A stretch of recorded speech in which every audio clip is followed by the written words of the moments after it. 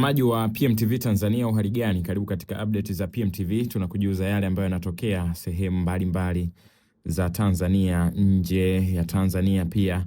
Yote yanakuja hapa. Sasa bila shaka ushakutana na zile za tuma kwa namba hii, wazee wa tuma kwa namba hii. Sasa huko Morogoro bwana, taarifa iliyotolewa na jeshi la polisi, watu 10 wanashikiliwa na jeshi la polisi mkoa wa Morogoro kwa tuhuma za kujihusisha na matukio ya utapeli maarufu kama halo halo katika operesheni zilizofanyika na jeshi la polisi mkoani hapo.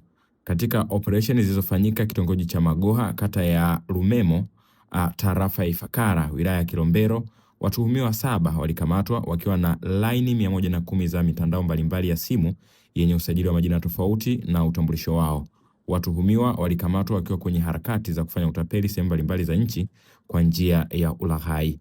Kwa mujibu wa taarifa iliyotolewa na kamanda wa polisi mkoa wa Morogoro, waliokamatwa ni Cassian Silvanus Liganga mwenye umri wa miaka 28, mkulima na mkazi wa Rumemo; Juma Shamtefei mwenye umri wa miaka 25, mkulima na mkazi wa Rumemo; Halidi Ramadhani Mwanzage mwenye umri wa miaka 24, mkulima na mkazi wa Rumemo; Amod Adrian Udindo mwenye umri wa miaka 21, mkulima na mkazi wa Rumemo; Mjerwa Juma Mjerwa mwenye umri wa miaka 22, mkulima na mkazi wa Rumemo; pia Moses Andrew Litaka mwenye umri wa miaka 21, mkulima na mkazi wa Rumemo.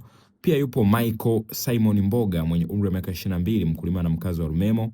Aidha, katika operesheni hiyo alikamatwa Aman Geoffrey Mwakipesile mwenye umri wa miaka 26, wakala wa kusajili laini za simu, mkazi wa Mnalani, wilaya ya Kilombero, akiwa na laini 88 za mitandao mbalimbali zenye usajili wa majina ya watu mbalimbali ambazo anaziuza kwa wahalifu wanaofanya utapeli.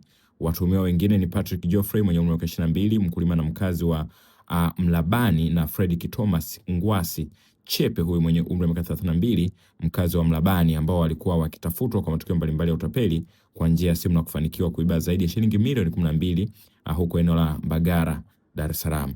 Katika hatua nyingine, operesheni hiyo endelevu imefanikiwa kumkamata Nyamuhanga Mwitamaro mwenye umri wa miaka 28, mkazi wa Ruaha, wilaya ya Kilosa, akiwa na kadi 148 za benki ambazo zina utambulisho wa watu mbalimbali wenye akaunti kwenye benki mbalimbali ambazo wanazitumia kuingia kwenye akaunti za benki na kuchukua pesa hiyo isivyo halali.